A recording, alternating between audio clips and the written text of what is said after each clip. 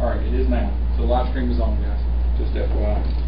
I'll let everybody else know as they come in the door. Make sure these microphones work. Without a lot of interference this time, I hope.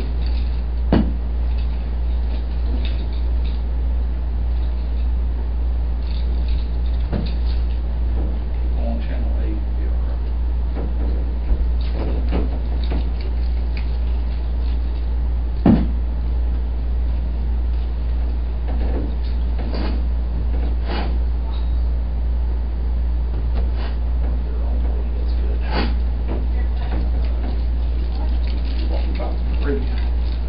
Yes. You can pull up. See, that's showing in here.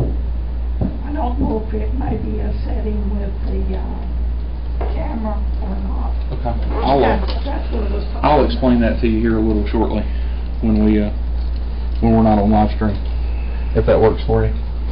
All right, we're gonna put you up at Ashley's seat. And we are live now. Okay. Just FYI. Okay. I started that earlier. Okay, let's put you right up here.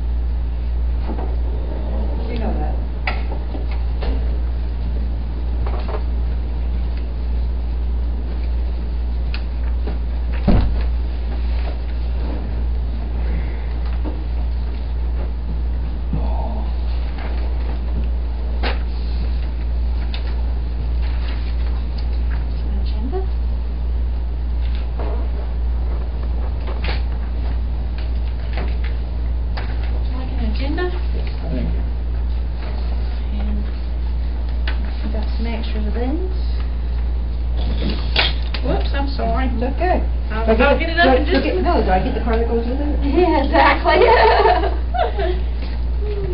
Careful what you ask for. I don't want it. Okay.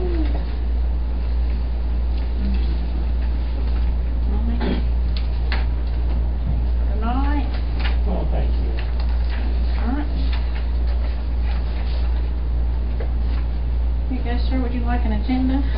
Thank you. And we've got a couple extras of these.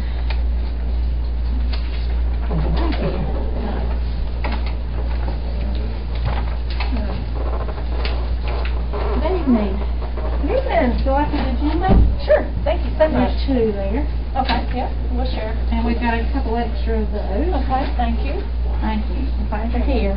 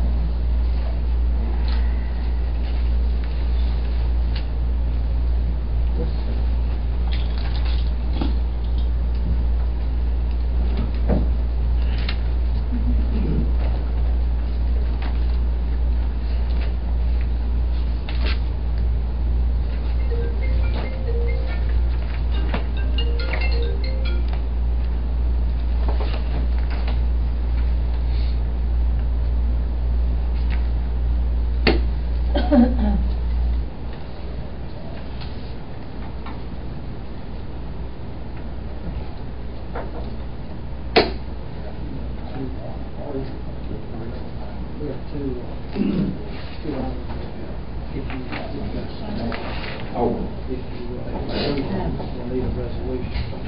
And then I'll approve.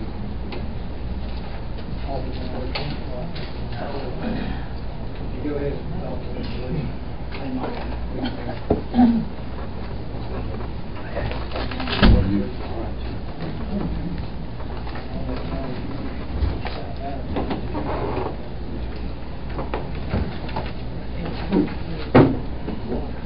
Yeah, you move it up.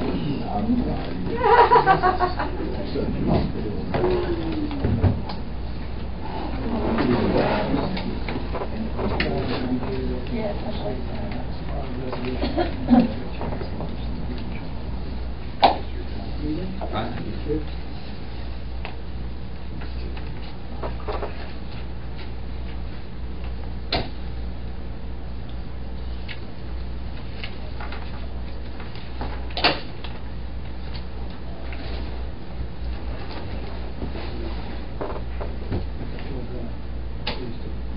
Two resolutions.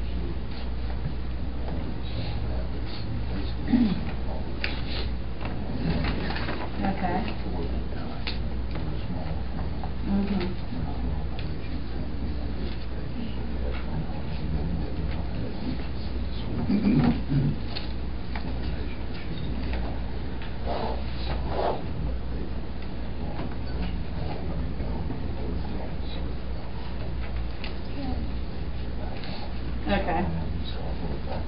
Oh. Okay. Okay.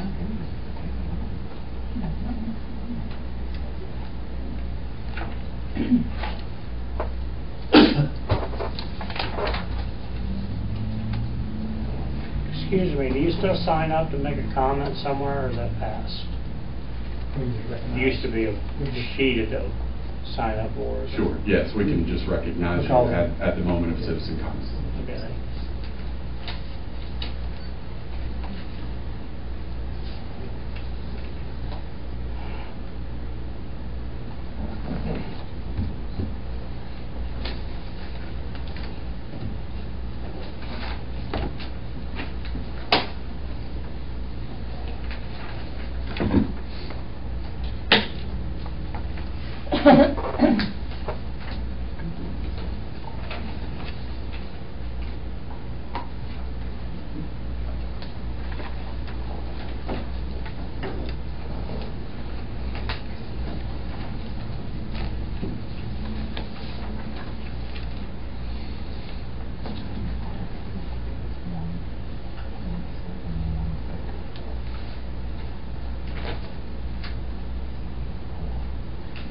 $50,200 feet.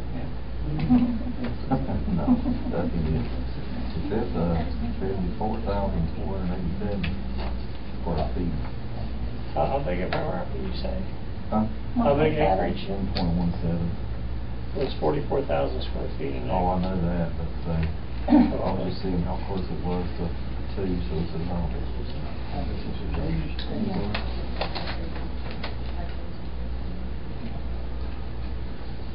It's just.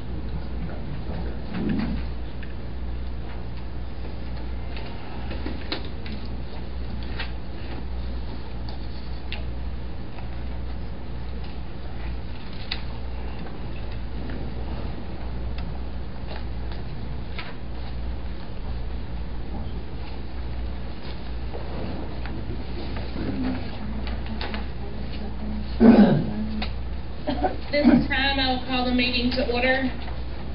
Can everyone hear me? Yes. Yes. All right, at this time I'll call the meeting to order. I want to thank everyone for being there. Sorry that I'm here virtually. My father had some health concerns and I'm taking some safety precautions. So I am on my front porch right here in Landis. I can see Town Hall. Just trying to be precautious in me being around anyone right now. At this time, everything good? Yeah, you're good to go. You're good. I had the wrong window up, I'm sorry. Oh, sorry, I'm stuck. Do I need to repeat myself? No. Okay. At this time, I would ask that everyone stand. We will say, Mayor Pro Tem Stewart will lead the Pledge of Allegiance, and we'll have a brief moment of silence. We'll start with the Pledge of Allegiance. I pledge allegiance to the flag of the United States of America and to the republic for which it stands, one nation, under God, indivisible, with liberty and justice for all. And while standing, we'll take a brief moment of silence.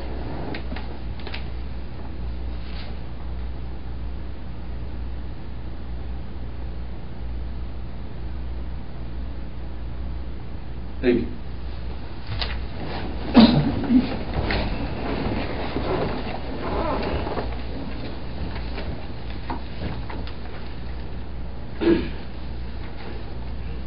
We will move at this time to adopt tonight's agenda.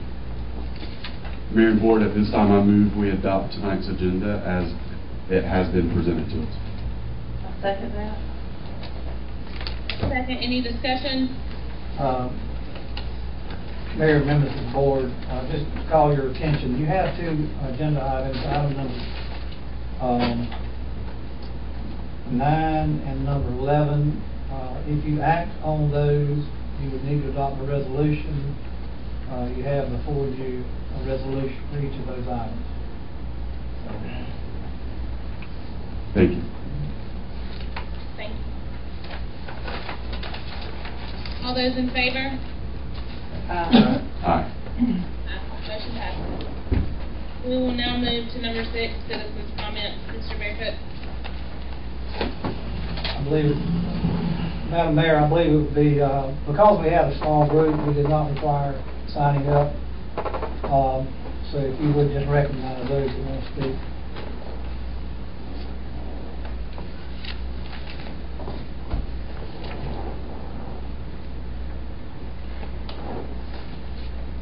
At this time, by a show of hands in the audience, Ms. Cherry, you have a comment? We'll start with you.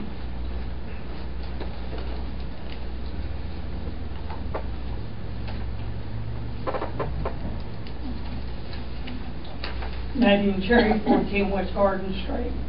My first comment is about yard sales. I have a copy of section 16-5.20 yard and garage sales, revised 3/14/06. Yard, garage, tag, patio, and apartment sales are permitted without a permit as an accessory use on any residentially, institutionally, or commercially developed lot in any district. Such sales on residentially developed lots shall be limited to no more than one per calendar month on the same lot. Institutional and commercial lot yard sales are permitted only with the landowner's permission. Additional regulations can be found in section 16-8 (7) I also remember that a person holding a yard sale was supposed to come to town hall and let them know. Whatever happened to doing that? I don't know. Moving on. I would like to know why all rules and regulations are not being followed in this town. The rules should apply to everyone. Moving on, there are still all types of articles being placed on the sidewalks in town. I would like to know why this is still being allowed to be done. Moving on, I would like to know more about the PSO position, specifically what this entails. I am against this. I feel it will cost the town citizens more than it will be worth. Thank you. Thank you, Ms. Chair.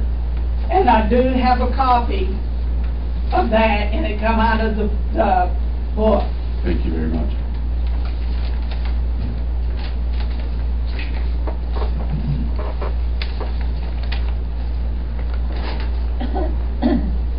Any other citizens' comments? Yes, sir. Hello, my name is Mike Wallace, and we own the property located at 1109 South Main, along with 1001 South Main, which most people refer to as the ballpark property. I was challenged back in June 19th by the mayor on a comment that I made, and she proceeded to tell me she wanted to let all the town people know about it. I haven't heard about it, so first of all, I apologize to all the town people. But I want to make my point very clear, and that way it's out far enough that there's no advance surprise or anything. On June 19, 2020, I wrote a letter that was included in our electric bill, water bill. I know it has been received and has been discussed in the town, and it says, "To whom it may concern. This is a written notice that due to your temporary town manager and the town mayor unwillingness to work with us on three-phase power hookup to the well house located on the property at 1001 South Main, ballpark property, parentheses, we have been forced to, as the responding property owners, to respond in the same way. Effective June 20th, 2020, the town of Landis has no right to use or borrow the use of said property. This will also include the presenting of any vehicles, trailers, floats that surround the Landis China Grove Family Christmas Parade, meaning no parking or staging for anyone involved, including residents. This is privately owned property. This is a shame, as it never had to come to this point. Please distribute this notice to all board members and police department that come parade, and there is no misunderstanding. Property owners are Mike Wallace Racing Corporate and WB LLC. We'd like to make that public, and that had been shared with the mayor. She had explained to me that she was going to share that with all the townspeople, so I thought I would make sure that it does get shared. And due to the inability to work with us in a development project, on that project, we have chosen that status, so that you're well aware that in the years past we have been gracious enough to loan that property at no charge to be used for the town. That property will no longer, because it is a privately owned piece of property, will have no public use available to it. Thank you. Thank you, Ms. Wallace. Excuse me. Mayor, members of the board, just to be clear, as Mr. Wallace said, it is private property. And the three-phase power he wanted the town to pay to put in was estimated to be between $6,000 and $10,000. And it was to serve as a well for his private use. And for that reason, we did not agree to participate. Is there a response to that, or should I just quit?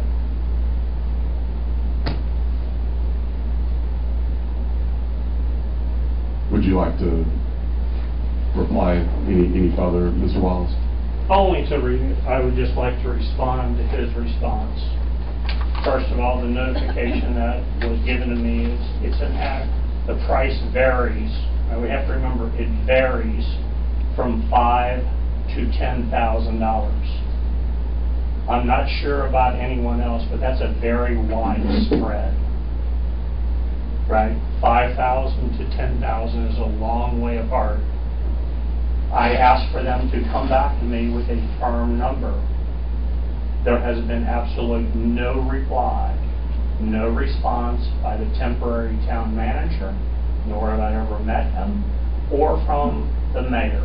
Neither one of them has chosen. I have also called the Economic Rowan Community Development, Scott Shelton, who is working with us on that property through a grant with the EDC, along with Electro Cities. They tried for a long period of time making an arrangement with the mayor to have a meeting on this property. According to them, she rejected all meetings that were set forth. So, Sir, can you repeat that one more time about the CDC? the EDC, not CDC. The Rowan Economic Development Board, or I might even say Okay, the letter's wrong. You'll have to forgive me. Can you please tell me who you said you contacted? Scott Shelton. Mr. Shelton contacted you. And he's with who? Would somebody like to clarify that we're talking about the Rowan Economic Development Board? Mr. Wallace, if you don't mind, that microphone is not on. Is it That one that was I'm rubbing sorry. across. I apologize, If you sir. can lift it a little better, that way it'll Yeah. capture the audio a little. As most everybody that was in this room, it was highly publicized a year ago that the parcel that we're talking about was put in a grant with the Rowan Economic Development Board, along with a relationship with Electro Cities, to try to create a development piece of property to enhance the development in the town or the city of Landis, North Carolina. Everyone was aware of that. There's no one that says they're not aware of it, didn't hear about it, haven't seen it. Okay? It's factual. Scott Shelton, after we had a development project going on that we needed that well that we're discussing, the water turned on it. I reached out to the city. I asked, I got a variance price range. I tried to call the mayor and ask for, what can we do? How do we make this happen? She proceeded to tell me she was not going to allow that to happen, because she was not allowed to have a private pole put to her chicken coop at her home by the power source. Okay? So, I ask again, could you firm up Can I a stop you for just a second, Mr. Wallace? So when you called me, you asked me, you had said that you had spoken with Mr. Barefoot, and you asked me about running three-phase power to this water supply out on Main Street. Is that correct? This conversation took place on June 20th. That could be very close to the conversation. I doubt that either one of us remember the exact words from June 20th. Okay, I'm asking if that's what you asked me. I asked for power to be run, three-phase power, to be run to a present well that is located on 1001 South Main, to a well that has been in existence in the town of Landis for many, many years. Somewhere or another, the town of Landis used to supply power to that well house. It is a mystery to everyone that nobody can explain where the power source went to. We do know at one time that the well supplied an auxiliary backup power water source to the town of Landis. That's not fictional, that's factional. So at one time the well worked. The power has been removed. No one knows who removed the power. No one wants to spend the time to research who removed the power. Jerry Long, who is an electrician located in a town that does a lot of work for most people in town and knows everything about all the old mill buildings in town, came out and established that it was a 3-phase well. Very simply, call the power company, have them come hook up the power to it, you'll be good to go. Have it run underground, overground, whatever you choose to do. Okay, that was our procedure that we were given. We then reached out to the city. Ron Miller was nice enough to come out, look at it, tell us what we needed to do, told us that it was above his situation, that we would have to contact the town manager. The town manager, who I still have never met, proceeded to tell me it was a $5,000 to $10,000 bill and he was not hooking the power up. I says, could you please get a little closer on a figure that I know exactly what we're talking about. 5,000 to 10,000 is not a close enough figure to make a business decision. No one in this room would make a $5,000 to $10,000 decision. I then thought, I'll call Meredith and see if she can help me in some way, because this is a development program in the town of Landis. You know, we put a lot of effort into the mill building that we had here, and we were able for the town of Landis to clean it up nice enough, fix it up, get it sold to a client that is going to employ jobs in this town. Not patting ourselves on the back in any way whatsoever, but we succeeded. And they're doing that, and they've spent a lot of money fixing it up, and they will have employees working in that building before long. I just felt since we made no headway, I lost my opportunity for the development. The water had to be in the property on June 27th, operational, and that's what was explained to both members, the town manager and the mayor. And still to this day, from the day that I sent this letter, there has been no response. All I am doing, I'm not here to complain. I'm not here to argue about anything. I'm not here to get in a debate. I'm actually here to apologize to the town of Landis, the residents of Landis, to let them know. That way the mayor doesn't do as she said she was going to do, as she basically said, I'll tell all the town people what you've decided to do to us. We won't wait for Christmas. We won't say that I ruined Christmas. I'm letting everyone know, and I'm sorry about that, but that is what the administration has chose to do. If the administration chooses to change their mind or come back to the table for a negotiation, we are always open to change our viewpoint on it. But I had not heard anything. I've asked numerous people that work here in town, have you heard anything about, did they explain the letter to anyone? Did they explain that you're not going to be able to use it? There may not be a Christmas parade because of COVID-19. We have no idea. Meredith has explained to me that is her parade. She came to our building last year and said it is her parade. She runs it, and it constructs through her. She begged me 3 times last year when we were at the flea market that we used to let me let her use that property. I did it properly, allowed her to put her ad signs up for her election and so forth, and I just wanted to make everyone aware. That way there is no thinking, hey, that Mike Wallace or that company is bad people. They didn't make us aware of it. No, I made you aware of it in June. And you've taken 0 steps, if needed, and you may not need it, so there's no need to worry about it.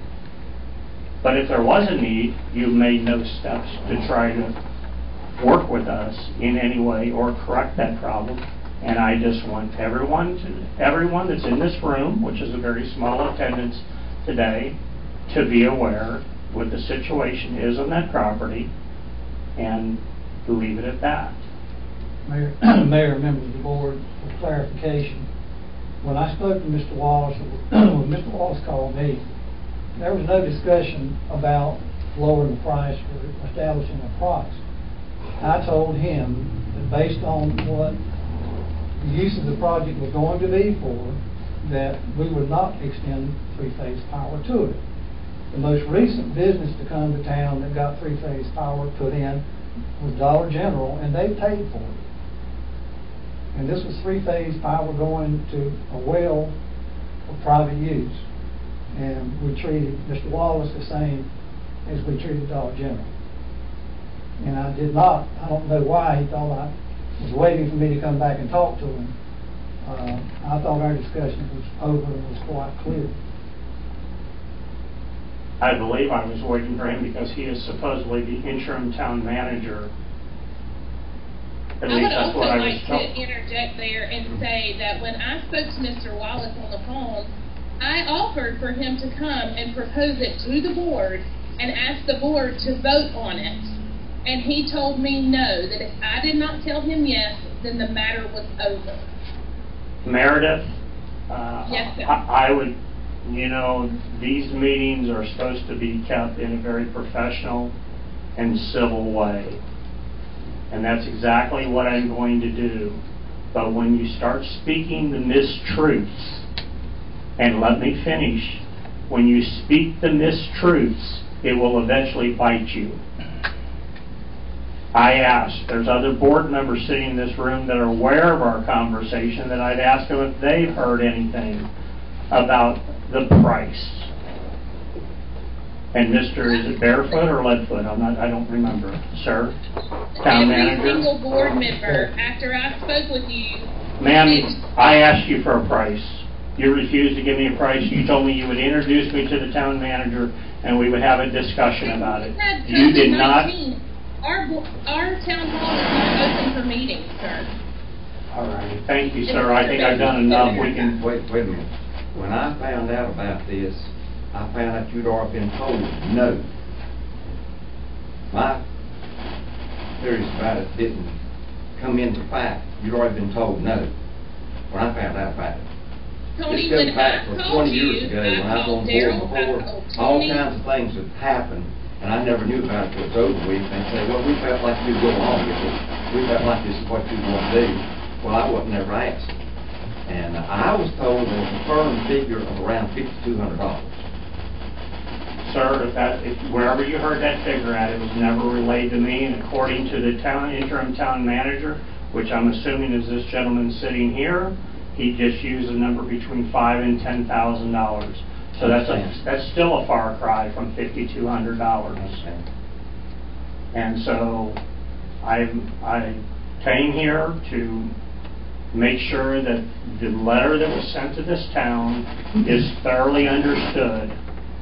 And there's no one to come back to me at a later date to tell me how bad a person I am or our family is, because the property is not to be used for public use. Okay? Now the debate of that is getting into a debate is that... Which I don't think is the proper place and time. I don't believe it is either, and that's not what I came for, sir. I came for a public comment. And that's all I came very for. Much and duly noted, and both sides, and for both matters of interest, as you are the property owner, and it is your decision to allow or disallow.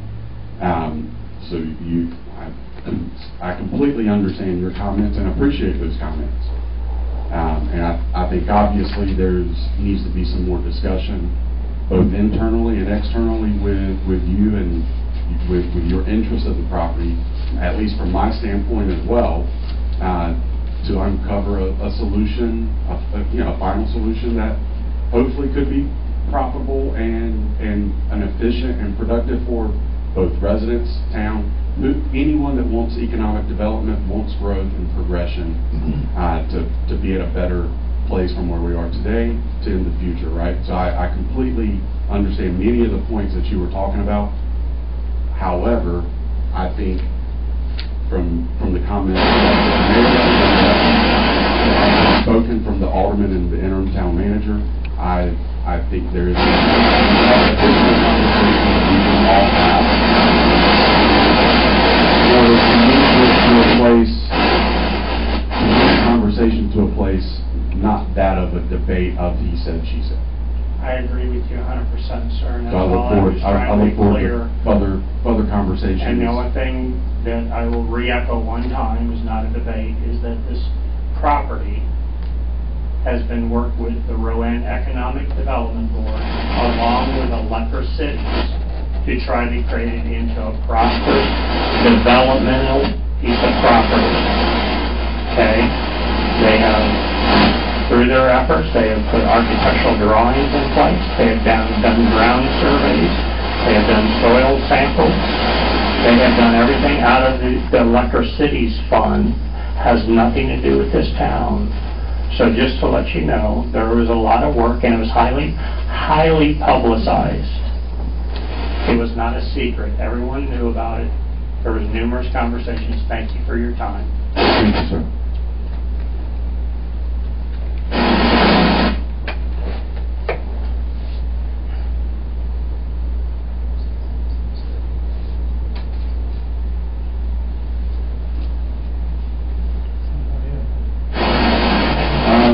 At this time, I'll assist as there's some technical difficulties with the mics and the internet connectivity with Mayor Smith. Is there any other citizen comments in the audience this evening? Thank you very much. We'll move ahead to tonight's agenda.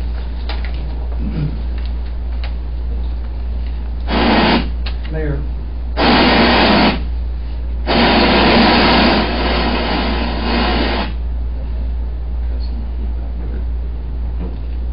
Mayor, members of the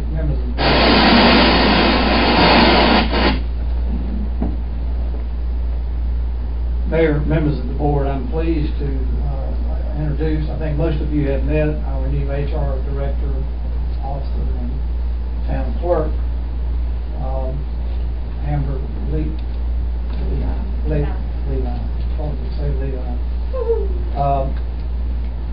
In her role as a town clerk, the statute states that the board must appoint the town clerk. But also, as part of the management team, she also serves under the manager. And for that reason, I have a resolution for you to consider appointing her to the position of town clerk, and also resolving at the same time, affirming that she would serve in accordance with Landis, town of Landis personnel policy procedures, meaning that she would report to the manager. Means half pay for the first year, don't it? Sort of. Do you require all resolutions to be read? Yeah. Okay, you want to read it? You want to read it? Go right ahead, Mr. Griffith. If you would, just if you would slide that mic in front of you a little bit. Thank you. Resolution appointing Amber Levi to the position of clerk of the town of Landis. Whereas North Carolina General Statute 168-171 directs the governing board of each city or town to appoint an individual to perform the prescribed duties of clerk for the town or city. And whereas the position of town clerk has been vacant for a period of time, thereby requiring the town to rely on a deputy clerk to fulfill those duties.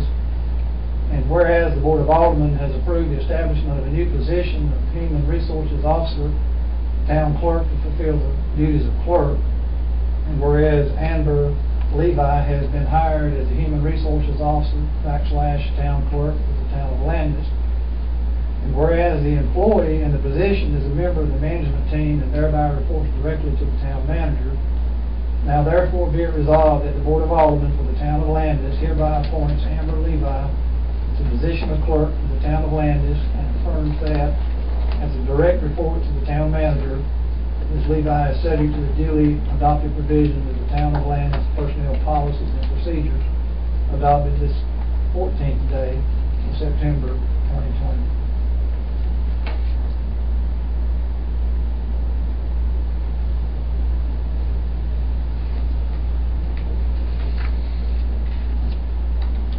If no further comment at this time, I move we adopt this resolution appointing Amber Levi to the position of clerk for the town of Landis. I second that.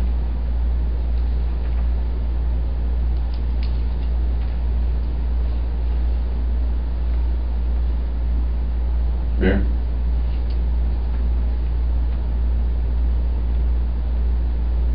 We don't have audio with Mayor Smith currently.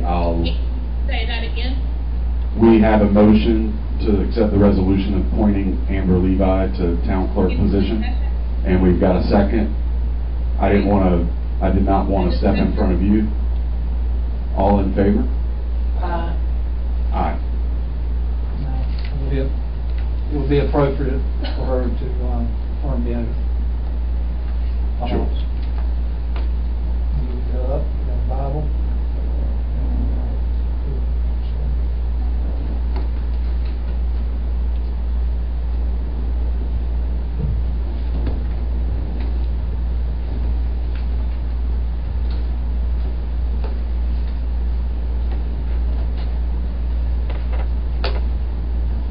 Place your right hand on the Bible and repeat after me.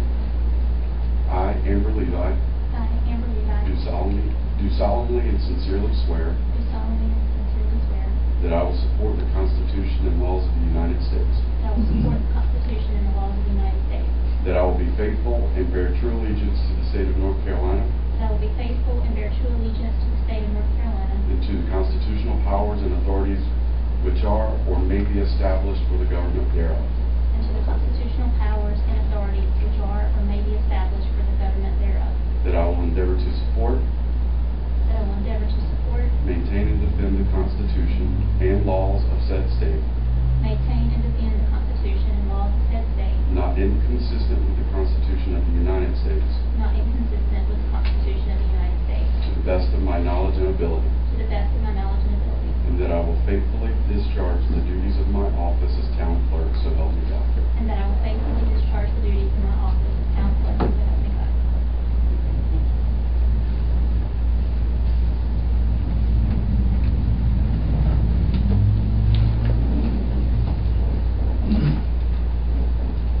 Mayor and members of the board, I skipped over, if I'm not mistaken, the adoption of minutes of the August 3rd meeting. Mayor and board, I move we consider the adoption of the minutes for the August 3rd meeting, and I noticed that too. Thank you for circling us back. Can I get a second? I second that. All in favor? Aye. Aye.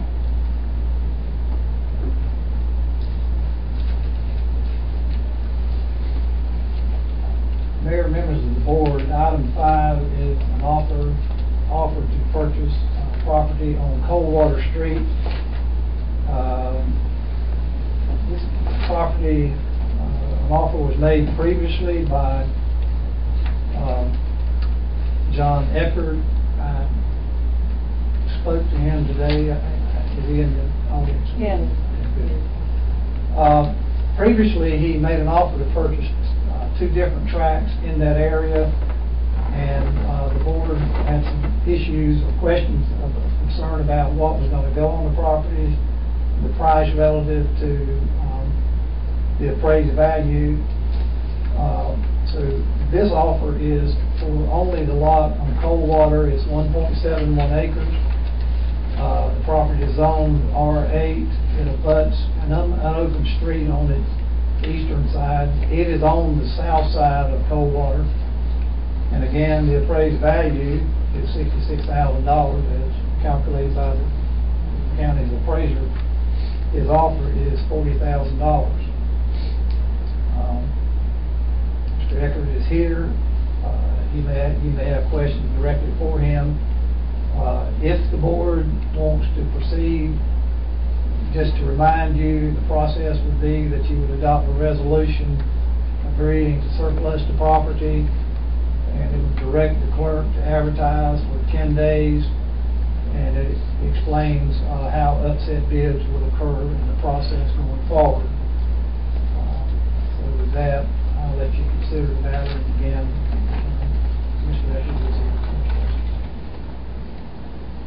My question is to you, Mr. Barefoot, do you see the town using this property in any way? It is in the East Landis Water District, so is that county? Is that right? I don't know the answer to that. Ron, do you know?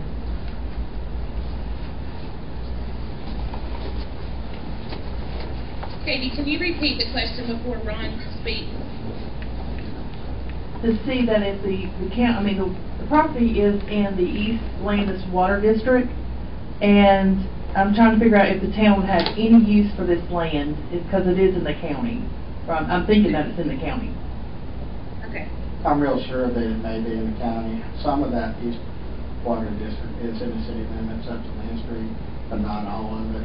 This is in the city limits. Oh, it is in the city limits, okay. It would be considered for surplus. Yeah, this is, some of the DC Lynn air properties. Okay. And it's purely residential. Right. He'll tell you, what he said to me was, he planned to put two mobile homes on it, but again, he can tell you that. But it is purely residential, and I don't know what use we would have for it, other than to be developed. Right. I did ride out to this property Saturday and look at it. And I did speak to Mr. Eckert. He explained that he is looking to put two residential homes on this property. Correct? Yes. Okay. So I have a question and a comment, or two questions, before if Mr. Eckert at that time wants to make any other additional comments. My first one is just confirmation that this piece of property is a part of what was given to the town through the DC Lynn estate, by which the proceeds would be used and earmarked for passive park. Is that correct? That is correct. Okay, thank you. And correct by the plat map or the GIS printout, the property, which has road frontage on Coldwater, doesn't go all the way back to Dial. Is that correct? There is a piece of land, or I think that's correct. Well, there is a parcel, 133A083, Right.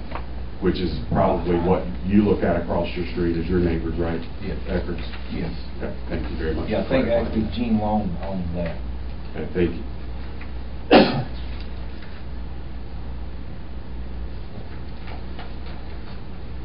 I will make one comment about the concern for the offer made relative to tax value. Excuse me. Sometimes the tax value is wrong. And my greater concern, I think I mentioned it before, is if the opening offer is so low, you go and you end up going back and forth, back and forth, back and forth. That concerns me a little bit, because there is expense in the time and advertising it. So, but if the property is worth $66,000, we very well may have somebody to come back and upset the bid, or maybe this may establish what the true value is. Any further discussion, comments, questions? Can I comment? Certainly, yes, ma'am. Please. Mayor Okay. Smith, Ms. Eckert is approaching the podium for some I'm sorry, I commentary. don't know the protocol, but I will say that, if I'm not mistaken, the town of Landis has a property for sale, and we had talked to a realtor, and went back and forth with her for a while, and then finally we decided, we think it would be good because it is close to our home, easy to manage and watch, and hopefully make something better for that area. By the time that we got back and talked to her, the town of Landis had just been taking it off the market. So it seems like when you took it off the market, and I'm sure a lot of it has to do with the local economy and things that's going on, the tax value of it really jumped up. So what I looked at recently, I think on the Rowan County tax, I want to say was even less than what you're showing today. It was like $56,000 versus the $66,000. So yes, it may be worth a lot more to someone else, and they may come back, but it does have to be developed. There is some issues with the property. There are a couple mobile homes or double wides right there at it, and the road through there needs, it really needs some love and attention, which we have to give it. So you may or may not accept it, but it will start a process where maybe even we understand what you feel the real value is. You know, so we are interested in it, we have to see it that way, and if not, then we'll understand what the value is, and I know you have to do what's best for the town.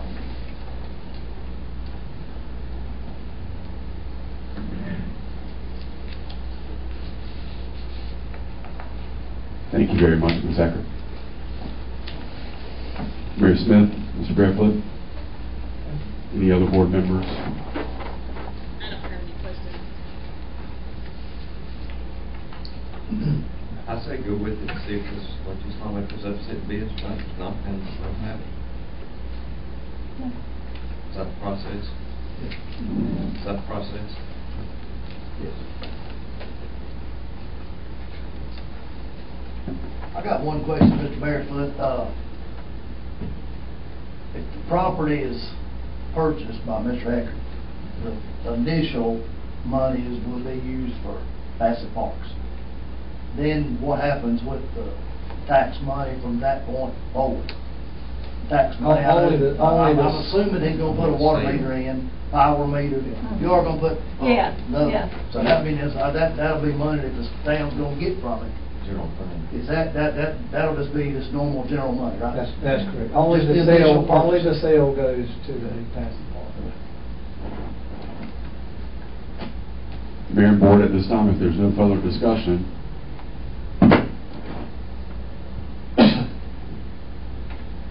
I move we propose to accept the resolution authorizing the advertisement of an offer to purchase of said property, which is identified by ID number 133A205 at the Rowan County Register. I'll second. All in favor? Aye. Aye. And Mayor, I would ask that you consider a resolution authorizing the advertisement of an offer to purchase certain property. Whereas the Board of Aldermen of the town of Landis desires to dispose of certain surplus property of the town of Landis. That's 1.71 acres of land located on the south side of Coldwater Street and abuts an unopened street to the east. The parcel is further identified as parcel ID number 133A205 in the Rowan County Register. A copy of a tax map showing the property is attached for reference. Rowan County tax records show the property to have an appraised value of $66,000 for tax purposes. 1. The Board of Aldermen has received an offer to purchase with a sum of $40,000 the property described above. The person making the offer must deposit with the town clerk a sum equal to 5% of his or her offer by certified check. 2. The Board of Aldermen proposes to accept the offer unless a qualifying upset bid shall be made, and directs the town clerk to cause the notice of such offer to be published in accordance with GS 168-269. 3. Persons wishing to upset the offer must submit a written bid to the town clerk within 10 days after publication of the notice. The person making the bid must deposit with the town clerk a sum equal to 5% of his or her offer by certified check. Once a qualifying upset bid has been received, that bid will become the new offer. 4. If a qualifying upset bid is received, the town clerk is directed to re-advertise the offer at the increased upset bid amount, and to continue with this process until a 10-day period is passed without receipt of a qualifying upset bid. Adopted this 14th day of September 2020. Mayor and board, I move we accept this resolution as read by Mr. Barefoot. Second. All in favor? Aye. Aye. And Amber, I hope you were listening, because you've got a lot of things you got to do. Sir, you're fine. They put you in a line there, just to let you know, so.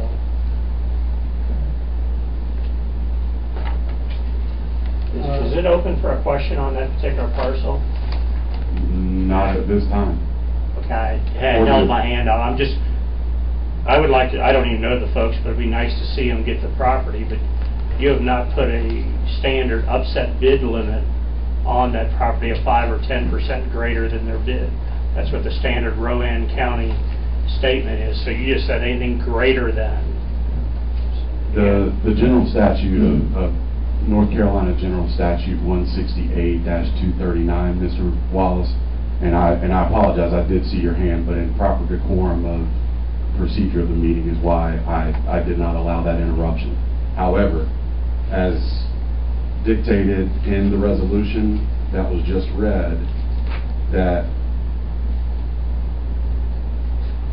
well, let me pull the statute up just to make sure that I'm reciting. It does say by no less than 10%. I'm sorry, no less than what? 10%. Okay, I didn't hear that being stated when he Sure. asked for the resolution to be. No problem. Thank you for the clarification. The resolution states that the upset must be what the statute calls. Correct. And 10% is what's delineated and outlined in that general statute 168-269. Thank you, Ms. Barefoot. In continuation.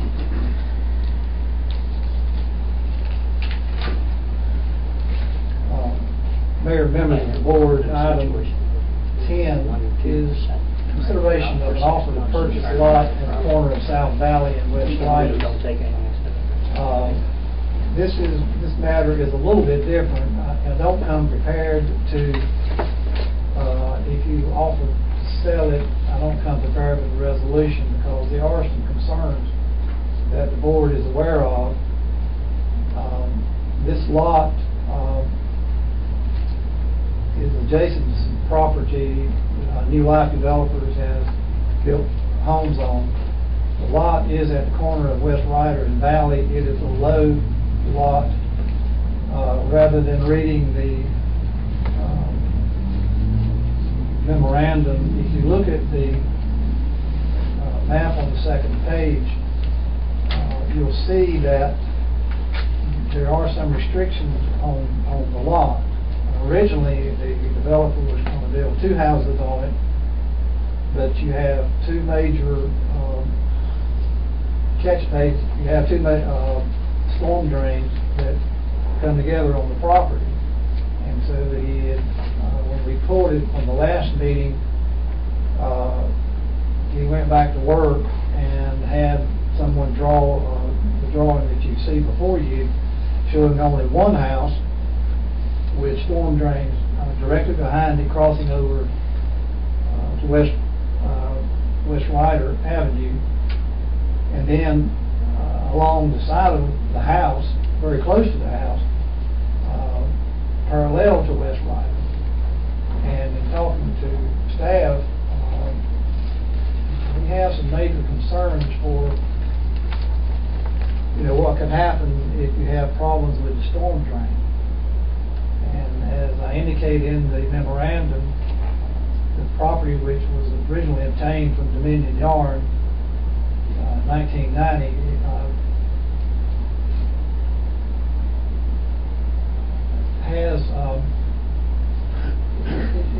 just has too many possible issues going forward. Most people, when a developer builds a home and sells it, and you have a private individual that wants to enjoy all the blessings of home ownership, and they have dog pens and cars and all sorts of pertinent structures.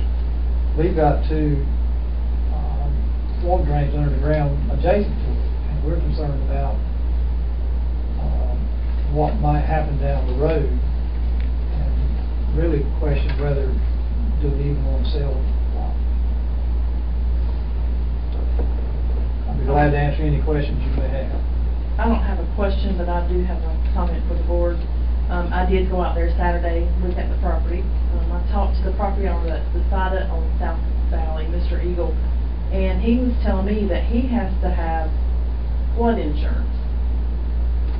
That it does periodically flood in that area when we do have a lot of rain. So that's very, very concerning to me with that.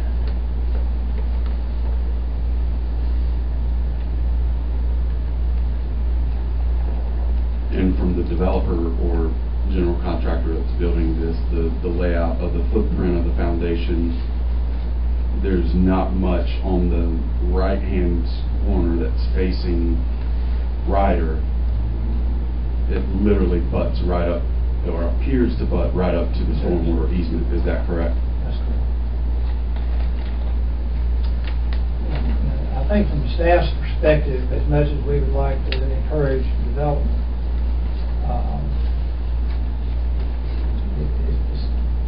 sometimes we need open space. Maybe, I don't know, we might at some point in time could become some kind of,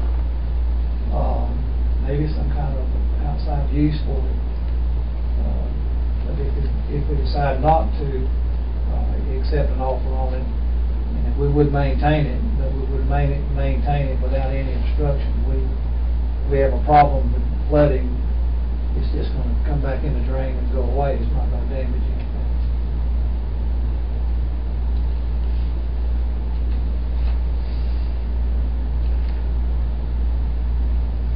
So the current zoning of R6 on this property would stay as such, however, with the understanding that nothing would be built on the other side of the storm easement. Right, and the original intent by the potential purchaser was to have a house up there as well, and have both driveways coming off of valley, and that was, we didn't think that was a good idea either. And now looking at the only way to locate a house on there with the storm drains, it's actually our recommendation we just don't sell the property. From Ron Miller and myself.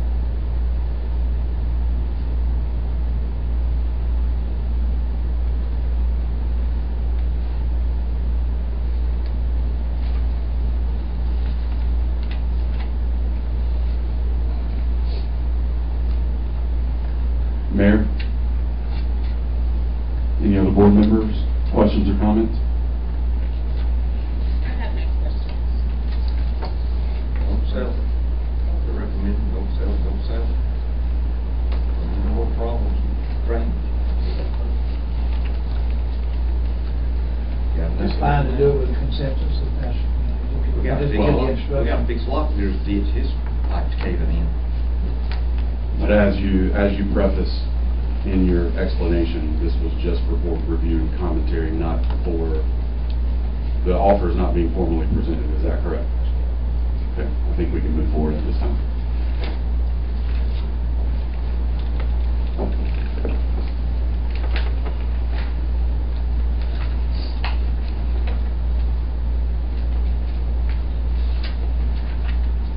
Okay, next item is consideration of a resolution intent to amend the Code of Ordinances of the town of Landis. Several weeks ago, I began to receive some complaints about traffic on South Zion Street, particularly in the area of the curve just north of West 3rd Street. I spoke with Chief Young and had them do a survey of speeds, and overall, the speed was not that bad. But there have been a couple of mailboxes in the corner of the curve damaged. Actually, I think some of the residents right in the curve, out walking, and people just come around that curve too fast. The quality of the street south of there is a little bit narrower than it is when it opens up. And what I'm asking you all to consider, which would require a public hearing to amend the Code of Ordinances, would be to consider erecting a stop sign on South Sign at its intersection with West 3rd in both directions. So what that would do is, coming from Kannapolis area, you would come to a stop, and you'd obviously be going fairly slow when you got to the curve. On the other side, going back, there would be a sign that says stop sign ahead, which hopefully would slow speed down on going in that direction as well. So that is one consideration for the resolution of intent. The other one is, I had a request from citizens on North Zion Street to indicate that they said that sometime in the past that there was signs prohibiting vehicles with greater than 2 axles traveling on that street. That is true on South Zion. I've found no ordinance for that on North Zion. And without an ordinance, you can't have signs, because ordinances are in effect a local law. So the request is for the board to consider, and again, through a public hearing, to approve signs, the state vehicles, banning vehicles with over 2 axles, greater than 2 axles, between on North Zion between West Bloom and West Lemon Streets. And I'll be glad to answer any questions you have. Now, when the lot was cleared below my house, which would be on down west limits, did this come from some of that? There's a lot of logs were hauled in and out there, and construction equipment. So that, like, if somebody wants to build construction equipment, cement mixers have to be exempt, just like our garbage truck. Yeah, I think has 3 axles, and our sewer truck has 3 axles. All that kind of stuff would be exempt, right? I think the ordinance, there's other provisions in the ordinance that says when those kind of trucks can go in and out. This would just ban the regular use. I know on South Zion, which is the one we just spoke about, stop signs, that's a convenient cutover for people trying to get across one town to the other. See, I was told this one's not several times, I thought it was a done deal. We were going to put a guardrail in that curve, keep people out in people's yards. I thought it was a done deal. I'm not aware of that. Okay. This Any is recommendations from our public director then about that? I thought it was a done deal. You want me to come up to the microphone? Well, yeah.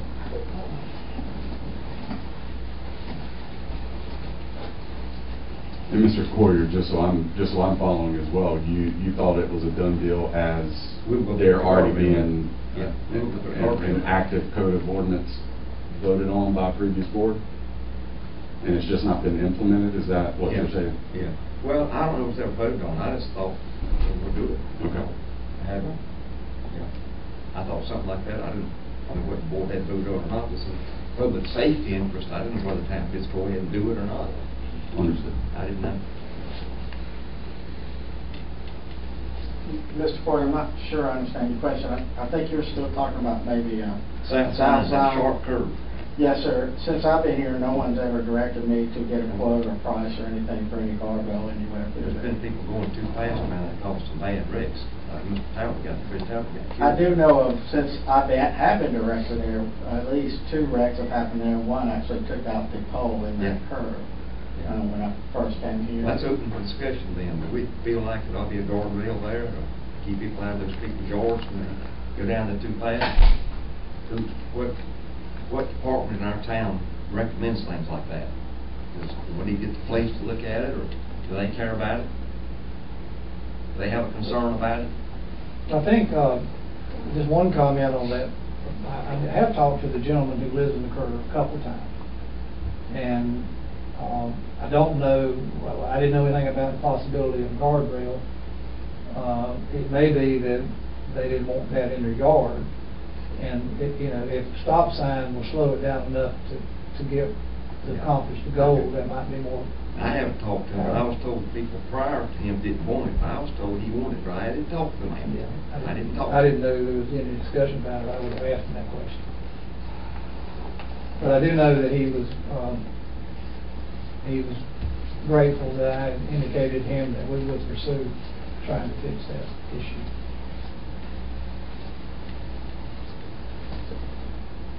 You know, one problem about restricting trucks over 2 axles, Amazon's got some trailers come out now and deliver stuff to your house. But it might not be once a year, you know what I mean? There's exceptions, like they need to be considered and everything. That's all I have. Would it help to put, if you're coming from Wright on South Zion to put a four-way stop at First and Zion to keep the speed down, and then keep another three-way stop at Third and Zion. If speed is it speed's an issue? Well, If you're not using that street. according to Chief Young, the overall speed was not that far out of line. And so I think it's just that rare individual that, goes way too fast. I thought about putting more stop signs on South Zion. We can come back and do that later. But you can get to a point where the residents and the neighbors just say, look, damn, I don't want to stop every street corner. So they just do like they do at Fourth and Highland, right by my house. Just keep going. Don't even slow down. Just take those signs and move them over, and let's use them over there for a while. They've been up for probably 15, 16 years. So if you don't mind, I can't tell if anybody's still talking. Is anybody still talking? Yeah. Daryl had just Can I finished. talk subject, or are you done, Daryl, or no? No, I'm done. Okay. I follow the stop signs. It's a cut road is what I think that I guess we need to understand is you're on Rider to Rice to get to Fifth or to get to Main Street, whichever way they want to go.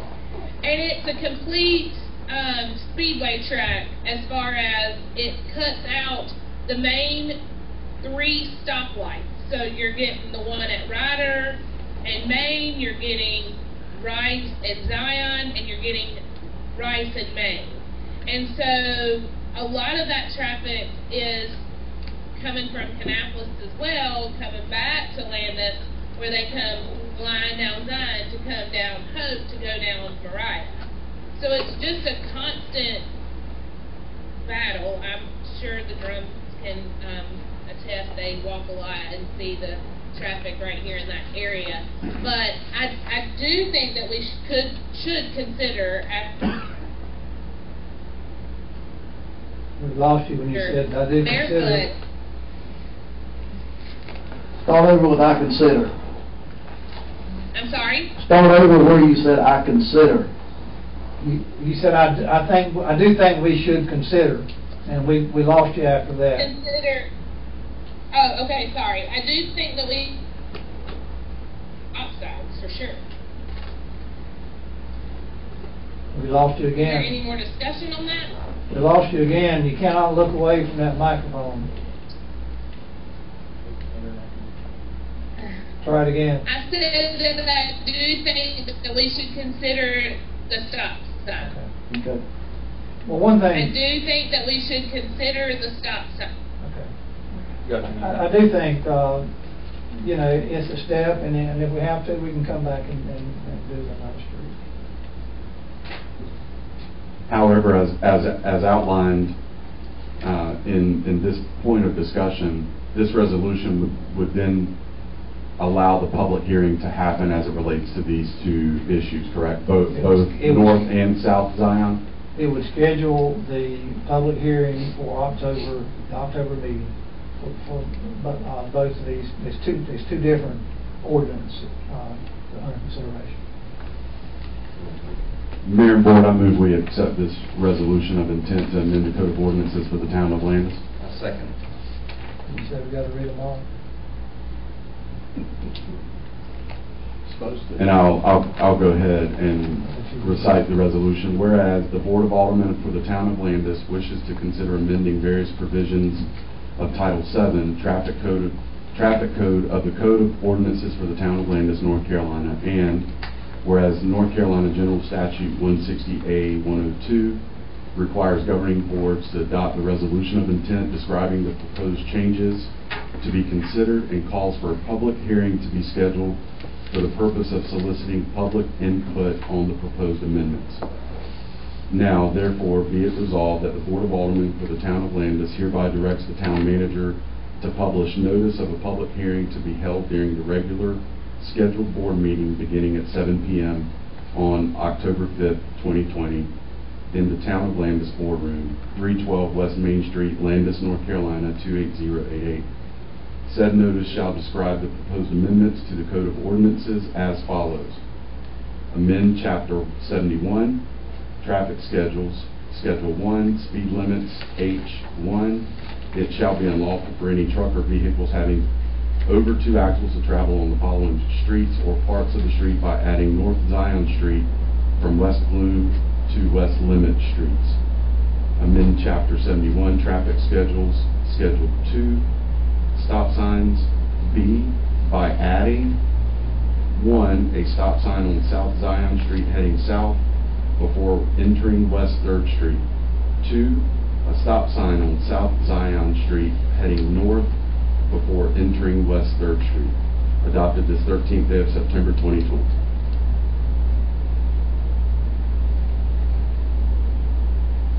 I formally make this motion of the resolution of intent to amend the Code of Ordinances for the Town of Landis. Second that. All in favor? Aye. Aye.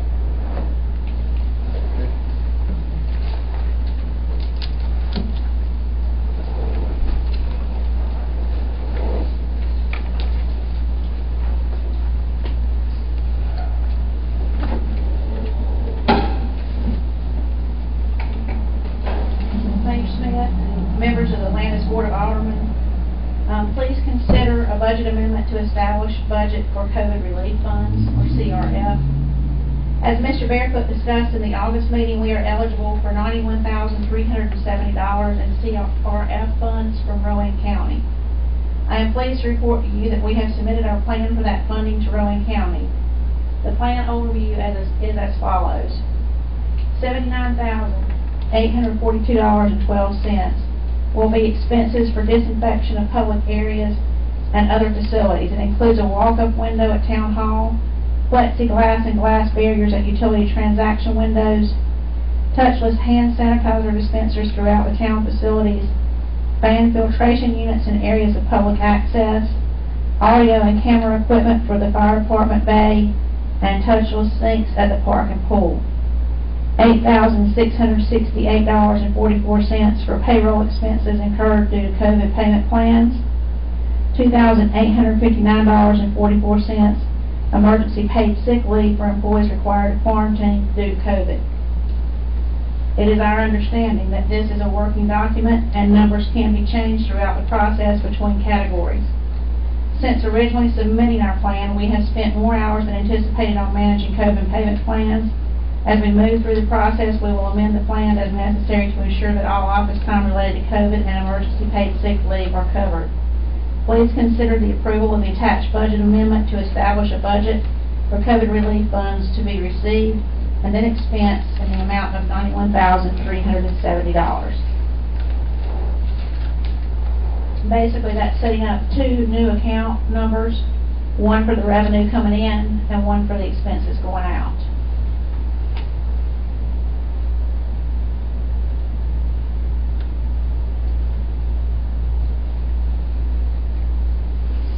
Any further comments, board? Mayor? Do we know when this process can begin for getting the payment window started, or when this project's even going to begin? We have actually, the bids for those came in, and we have committed to that. They're waiting on a purchase order from us, which and they have already ordered our supplies and are working on moving toward installation.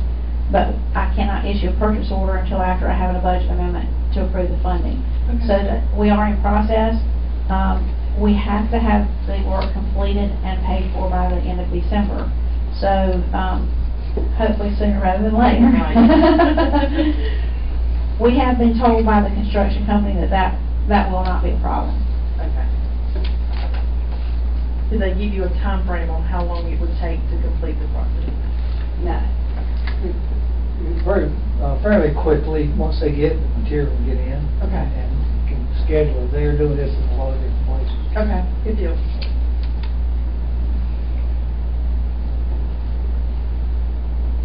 One question, the $86.68 and 44 cents of payroll expenses, was that extra time internally with town hall employees Yes, dealing with? we have a number of people that have, and we have spent more time than that already. Myself,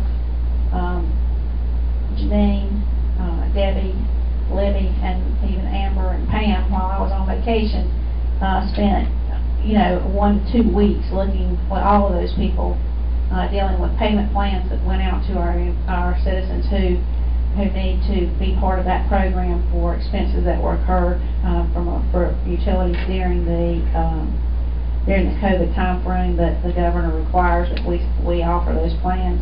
So that meant that we had in the range of 700 individual plans that were tailored to each individual go out, and then managing those plans as they come back in and payments are made has proved to be quite time consuming. Part of these relief funds can be designated to reimburse for that time, and we feel like that would be beneficial to the town to recoup those costs where we can. Thank you. Mayor, any comments? No. Thank you, Diane.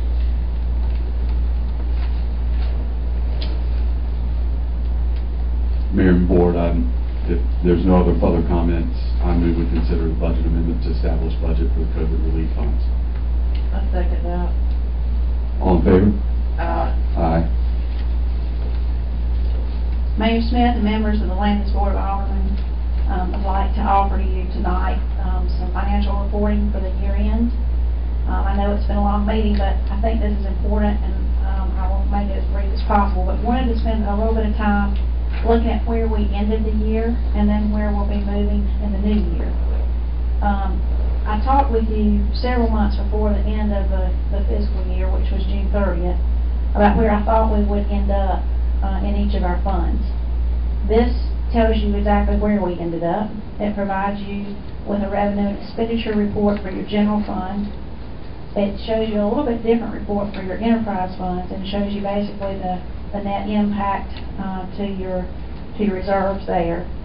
And then it shows you a cash balance fund that talks to you about where your cash balances are for each of our funds.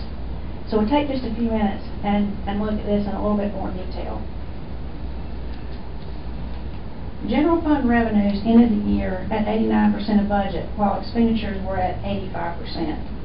We had originally hoped that we would add $330,000 to our fund balance. Unfortunately, that number is only $189,940. That is primarily driven by lower than anticipated finish for revenues. Our taxes, that includes our property taxes and our tag fees, everything that comes to us from Rowan County that they manage for us, came in $50,000 under where we had budgeted. We had a $25,000 police grant that I have since brought back to you to add into this year. We were $59,000 lower than anticipated in franchise tax on electricity that comes from the state.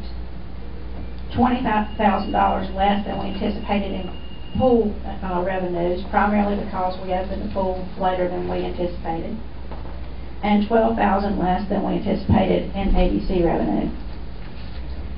On the positive side of that, last year we budgeted for fund balance appropriated $325,690. We did not spend any of that money, so that means that revenue was not appropriated. The best way I can help you think about that, because fund balance is a little bit confusing, is to think about your checking account and your personal bank account at home. There might be some months when you budget and you think, I'm going to have to take some money out of my savings account to make my expenses for this month balance. That's what we do with fund balance appropriated. And then last year's budget, you took $325,690 and appropriated it to balance your expenditures. So that meant if we spent all of our expenses, you were going to take out of your savings account $325,690. Fortunately, we didn't have to do that. And on top of that, we added $198,000 more to that savings account. So that's just a little bit about what happened in the general fund, and I am pretty pleased that we were able to do that. Because in addition to that, we paid off a fire truck for $245,592. So I think we had a good year in the general fund. The water fund, the revenues ended the year at an overall 110%, while our expenses were at 94%. Revenues outperformed expectations because of new customers and the expiration of rate reductions for some industrial customers. Original projections showed an increase in retained earnings of $275,000. Unfortunately, that did not include an adjustment for depreciation expense of $334,228. So that means that we only increased our retained earnings by $181,168. Now, depreciation expense is not budgeted. It's an unusual thing that happens with your financials at the year end. We can talk about how we can treat that moving forward, but in the prior year it was not budgeted, and it does have an impact on what you actually give back to your retained earnings. So we will be giving back $181,168 to retained earnings, which is similar. An enterprise fund works more like a business. So that means to the bottom line, you added that $181,000. It's similar to a fund balance, but not quite the same. Your operating income for that is currently $300,568. The stormwater fund finished the year slightly ahead on revenues and under on expenditures, and increased their fund balance by $42,715. The sewer fund. Revenues ended the year at 102, while expenses were 91% of the budget. The same thing happened in the sewer fund that happened in the water fund, in that we had to take a depreciation adjustment of $221,000. That means that we ended the year down $17,162. I'm just going to be honest with you. The sewer fund is in trouble. There's no other way to put it. It needs help, and I don't have the answers for you tonight, but we are working on getting them for you. We've contacted someone who works with cities and towns that we're not the only ones in trouble in the sewer fund. It's the nature of the beast, for lack of a better way to put it, and we've got to make some hard decisions there. In addition to the cash balance being low at the end of the year of $139,000. The sewer fund also owes the water fund $478,847.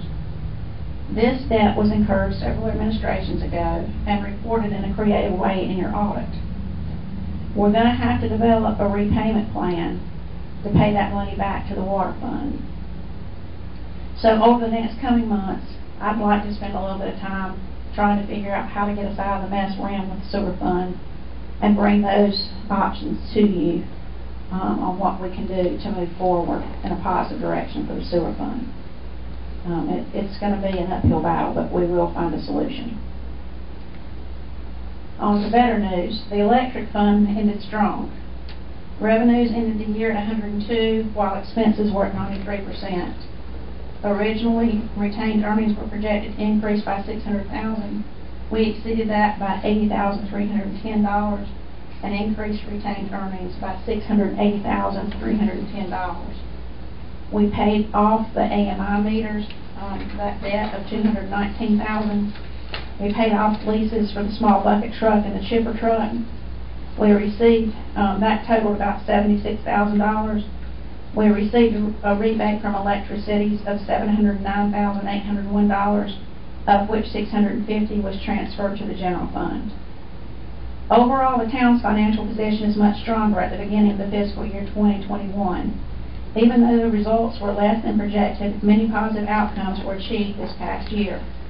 We reduced debt, we reconciled all accounts in a ledger and added new accounts for better financial tracking.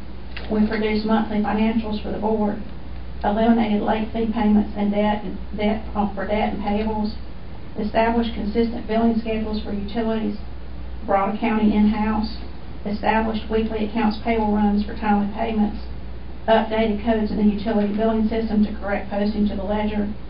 Debt set off for delinquent collection was reestablished after 3 years. Developed a clear understanding of the financial impact of depreciation to financial statements, which will yield significant benefits in the upcoming years. Aside from COVID recovery, the new year has started on a positive note. In the fiscal year 2021, we strive for full transparency of the town's financial position to the board on a monthly basis. So next month, for me, you'll be seeing our financials for July and August for your new year. Possibly September, but that will be really early in October, so it's more likely I'll bring to you July and August next month. And I hope that if any of you have any questions that you'll just call me and ask, and we'll spend some time looking at the numbers together. Are there any questions? I have one question, if you don't mind, Ms. Seifert, also Mr. Barefoot. Has there been any other programs that you've been able to find from a state level for coronavirus or COVID relief as it relates to utilities or rent? Any of the ones that we briefly surfaced or talked about, I was just wanting to see if there was anything that we could take advantage of for our community as a whole, or for the ones for our citizens that are in the most need. I will say that the CRF funds, we were told specifically that it cannot be revenue replacement, which means that we cannot pay off our customers' utility bills with it, because that would make it revenue replacement. I do think that a number of our local agencies have been able to find funding. We see a significant increase in the number of people who are being assisted by Rowan Helping Ministries and the Department of Social Services. We're asking all of our customers that are struggling to reach out to those people directly. And so far, most have been very successful in getting assistance from them. For us, as a town, we have not been able to locate any government programs that will allow us to directly offset utility payments. Thank you very much. I would, on that point, I would say, I had lunch a week or so ago with a lady from Contact from Electric Cities, and we're actually having a phone meeting tomorrow with she and some other individuals. They want to help us with several different programs, but one of the most immediate is to help us with redoing our website. I think we can get that one done pretty quick. I've worked with Electric Cities over the years, and they really are good to work with, and they're interested in helping us, especially smaller communities. And so we plan to use them. Try to get some help. Perfect. Thank you.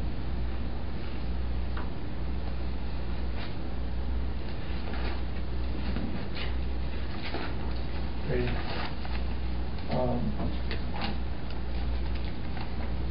For the manager's report, I'll just pass these out.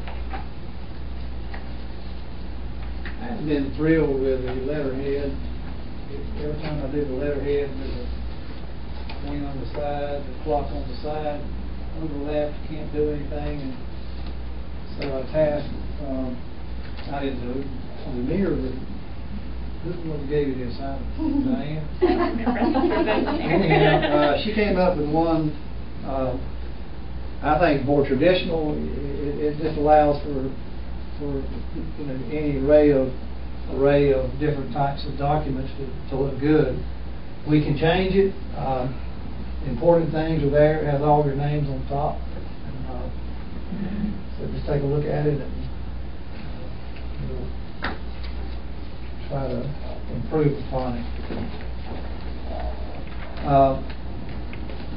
I thought the financial report you just got was in about as good a context and form as I've seen, and I've worked with some really, really good finance people, and I think you need to be proud of the job Diane and Pam and Janine and Debbie and Libby are doing. If you'd have been here on the first cutoff day, it was unbelievable.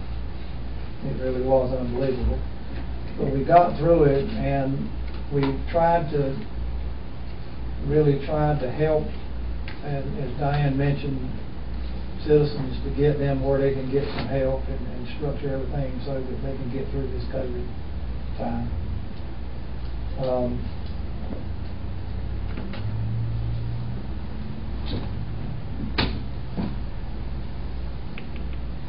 You were sent a copy of events for the remainder of 2020. Jessica sent that out, I think, maybe Friday, and asked any comments you all have. If you're good with it, then we will, I'm not going to take the time now to do it. We'll put it on the website, we'll put it on the our Facebook page, and anything else that we want to funnel down to the Friends of Landis.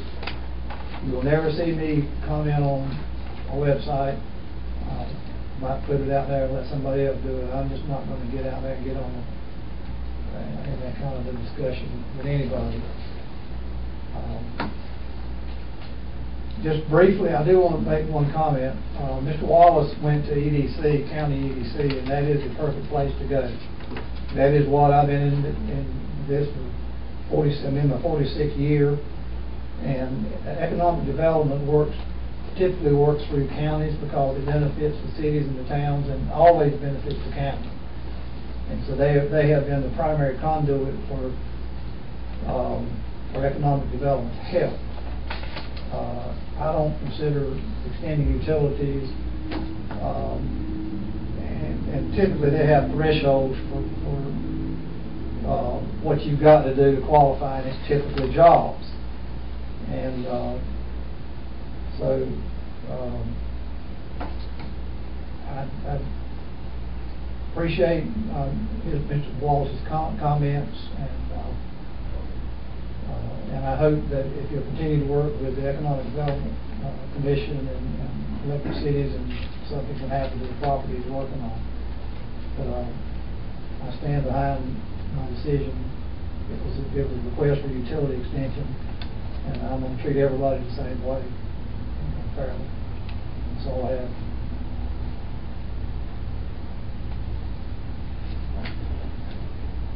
Thank you. At this time, the next item is for informational purposes only, the zoning activity report, no action required. We'll move to any board member comments. Mr. O'Cash.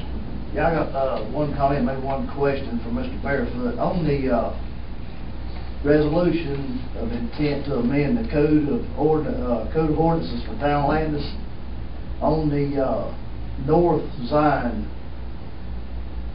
two-axle truck deal, it read that it shall be unlawful for any truck or other vehicles having over two axles to travel on the following street or part streets by adding North Zion Street, West Bloom, and West Landis. So it's totally illegal for a true two-axle truck to go into that street after this is adopted. Yes. So that's deterring. I mean, that's a delivery trucks, Lowe's, Home Depot, Cozart Lumber, concrete trucks. Nobody can get on the streets. There are exceptions. Somebody's got a truck with a Whatever, camper, you can't give whatever them tickets. exception. Go on the beach, go on the mountains. Well, they're not supposed to be on. It's illegal. It says it's Well, unlawful. they're like you said, they're vehicles. Well, the sign that's put out hadn't stopped it on south signs. So it probably won't stop it on north. Just like speed. Yeah. Just like that right there. And I wish, one last comment, I wish Mr. Wallace would have stayed. When I first heard about that deal, I'm like Tony, it was already it's not going to happen. And I think I called you, Mr. Barefoot, and talked to you about it. It sounded to me like he may have been, can you hear me, Mary? Yes, but I'm the one that called you, Daryl, and I said to you that I had spoken with Mr. Barefoot and that he did not recommend that. That's and right. that I told Mr. Wallace. Yes, so it was a shutdown deal. Before the board meeting. Yeah. Okay, so it was a shutdown deal. It sounded to me like tonight he was wanting a price on it, so maybe he could figure out whether he was gonna pay some on it, would pay some on it, or whatever. When I built my house and called up here and talked to him years ago, they, the town checked with the inspection department. My permit was there for my temporary pole. They run the power to it. When I finished my house, got the inspection, it was hooked up and done. That might be only for a well, but if the man's willing to pay part of it, did we pay all the Dollar Generals, or did they pay it off? They pay it off. So if They a building, paid every bit of it. so if a building gets built, if a building gets built down here and they want three-phase power, and it's already there, it's gonna get paid for again, or are we gonna have to pay it all to put it there? How would that work? Maybe Ron would know. A tap fee. Well, you saying somewhere else? No, on that property. If somebody comes in there and builds a building, if they build a strip mall, most strip malls have got three-phase power for air conditioning units, cooking equipment, stuff. It would already be on the property. It would be. Yeah. But this is Mr. Wallace is in a private enterprise. Mm-hmm. If he puts three-phase power in it and he eventually sells it to an industrial plant or a shopping center, they're going to pay him. He's going to get reimbursed for his expenditure. Well, I agree with you there. But putting the power on the property is not just going to be a waste of time. But like my first point was, it sounded like he was willing to maybe meet us halfway, or might have done all of it if we'd said $5,200 or $5,000, whatever it was. Well, what I said to him was it would be at his expense, whatever it is. Mm-hmm. He never asked me to give him a according to what he said, he never found out it was between 5 and 10. So I mean, I don't know. I guess this will be talked about a little later on. I mean, I don't set the price for whatever the cost of putting in three phases, what it would be, and that's what I explained to him. He never asked me for a price. But it appeared he was maybe willing to go some on it or meet us somewhere with it. Gerald, it may be helpful to just have Ron explain what happened with the Dollar General situation. In that situation, I understood the developer was responsible for the cost, work with the town as far as getting the right-of-ways. As far as the townhouses or the tree houses, in that situation, the developer paid for the cost of extending the electrical outlet to the site or to the location where he wanted it. And in each of those situations, it required that there be some right-of-way be given to the town, and both of those situations were underground electrical. So it was necessary that we get right-of-ways to those locations. And I know with the Dollar General, Ron, I believe we, in that one, some preparation were made for future development. And those additional, I don't know what the proper term is for, but the hook on for other folks who may come in there and develop those properties, those outlet boxes or whatever were already. You mean we participated? We participated and they paid for it though. Yeah. Mr. Fairford, if you don't mind me making a little bit of the history, I think, now I don't know if all this can be factual. Mr. Wallace came in and said that the property at one time had three-phase power to that well, and it was using reserve water source. From my understanding, that power actually came from on site from that mill used to run to that well because that was their property, and that would have been Duke Power at that time. When someone purchased that building, they scrapped a lot of the wiring and copper and all, and they took out the transformers and all that. The developer, whoever bought that building and took that wiring, Landis, to my knowledge, never actually took the wires out. I don't know that fact. That's what most people don't know, but the Lynn Mill and the Corbin Mill never bought their power from town of Landis. Yes, they were serviced by Duke Power, and that was serviced by Duke, and then the power went internal from the mill over to that well. What I gave Mr. Barefoot at his request was a quick summary list of what the cost was, because what I didn't know was the unknowns, whether he was wanting to go underground, above head. Yes, there's three-phase power out there on Main Street, You gotta have transformers, a bank to get it down to the acceptable. Well, you have an exact figure what it's gonna cost either way, above ground or below ground. Because I don't have a variable whether it's above or below. What's the difference? Give what makes, have both of them figures available. Typically, when we do services like that, it's engineered by, because for us for to do it, it needs to be engineered. And I didn't think, with it being a negotiating part, we'd want to pay an engineer to put together a bill of material and what actual transformer and all would be needed. What would that cost? What would the engineer cost? I would say probably up to $1,000 normally what he charges. Well, he needed an answer. He needed to be told one way or another. He wasn't asking me for a price, he was asking me to do it, he was asking me he was to authorize the town to do it, and my... Well, like Darryl said, that looks like maybe if he had a figure, he'd know whether he wanted to pay for it or not. I wouldn't want a variable from $5,200 to $10,000. I wouldn't want a variable like that. I'm gonna buy a car, I don't know what's it gonna cost me.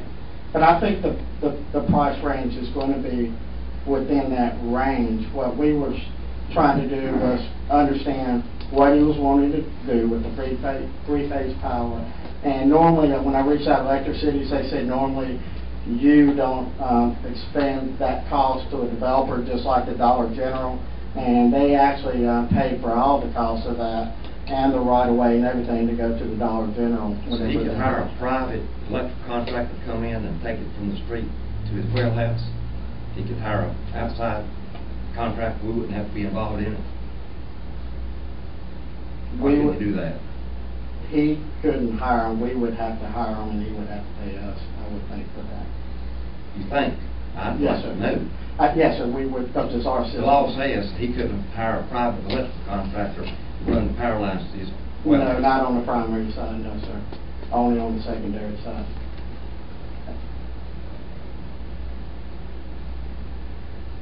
And there was a provision on the Dollar General for a junction box for future growth there too.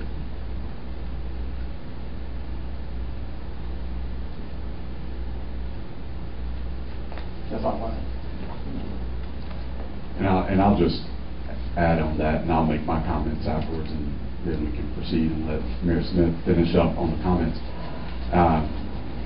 Ron, and as you and Mr. Barefoot were talking about as it related to Mr. Overpash's question, it seems to me it wasn't clear in his initial request. Therefore, there's some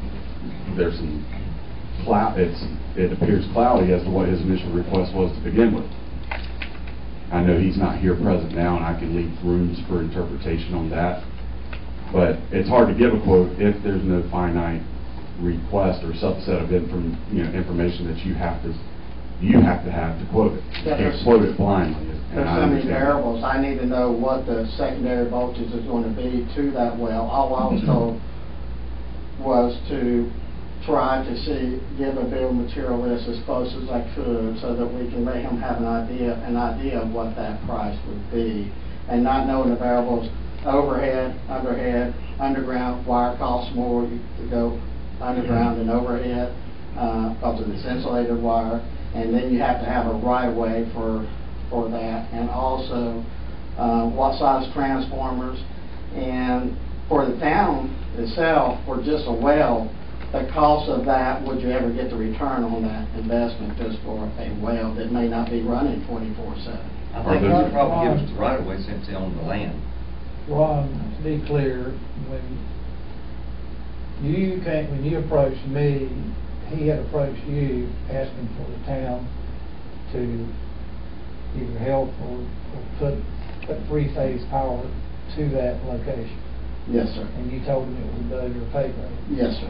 And he called me, and I did some background, talked to folks at Electric City, determined that was not, and learned about Dollar General, and felt like he should be treated the same as them. And the only thing we discussed was whether or not we would do it for him, and I said no. I told him what the estimated the range of cost, but I wasn't willing to pay either end of it or any. I thought that service to a well to draw water for a private development shouldn't be borne by the taxpayer. So Dollar General paid us to run the power line in plus the engineering fee. to tell us what they need. What was the engineering fee for that job? I don't recall that, I would have to get that information back to you. I'd like to hear it. My last question too, as it relates to the variables that you and I were just speaking of, in order, if you don't know all the variables and you can't give a firm estimation Yes. that's worth anything more than the paper it's written on, are those variables still unknown? They would be unknown until it's Between the definite. parties, which are the town? Yes, sir, and I would the have to know the definite Okay. above ground, what to serve as secondary, and what the voltage needs, so we know what size transformers to put up. Thank you very much. I have a few more, just a few more comments, and then I'll pass the baton. Just one quick recommendation, or one quick reminder that I wanted to make sure was heard, is the completion of the census for 2020. You probably have seen some correspondences, whether through advertisements or print or virtual. If you're a citizen of Landis, we want to urge you, tell you to please remind you the importance of finishing and completing the census reports. It does affect us here locally, and the overall impact is around a little over $1,800 for the community. That goes from school systems, hospitals, rehabilitation, roads. So a lot of money is spearheaded and comes down based upon census completion. So please put that on your to-do list to make sure that everyone's accounted for properly. That's all I have for Ms. Sells. I want to thank the staff. I was in Valdez and got a phone call talking about there's a line of people trying to pay their bill. I want to thank the staff on that particular day. They worked overtime and they worked hard, and I greatly appreciate y'all expediting everybody's bills and getting their power back on. Ms. Corey? I'm fine. Thank you. Mayor, I'll pass it to you for your comments and final consideration and motion to adjourn. Mine would be vote. Please go fill out for the census. It's super, super important. I've tried to put out as many signs that have been delivered to us. We've also had a couple of different people going through town that work with the census that will come to your door for you to fill out the census. When they come out, I have kind of gotten in touch with 2 of them and given them my phone number so that they can let me know that they're out and about in the town, and I can post it on social media so that our citizens know that they are legit and they don't have to be worried that it's someone else prying for information. It's super important for the town. It's important for your kids. It's a great way for fun. It's the way for funding. So that's what we need you to do, is fill out the census. I want to thank Shane Seyfert for getting everything set up. I may be frozen. I'm sorry that I couldn't be there in person, but I appreciate him setting this up. And thanks to the town staff. I appreciate everybody. And at this time, we will consider adjourning. Mayor, I move we adjourn tonight's meeting. I'll second that. All those in favor? Aye. Good evening. Coming back tomorrow.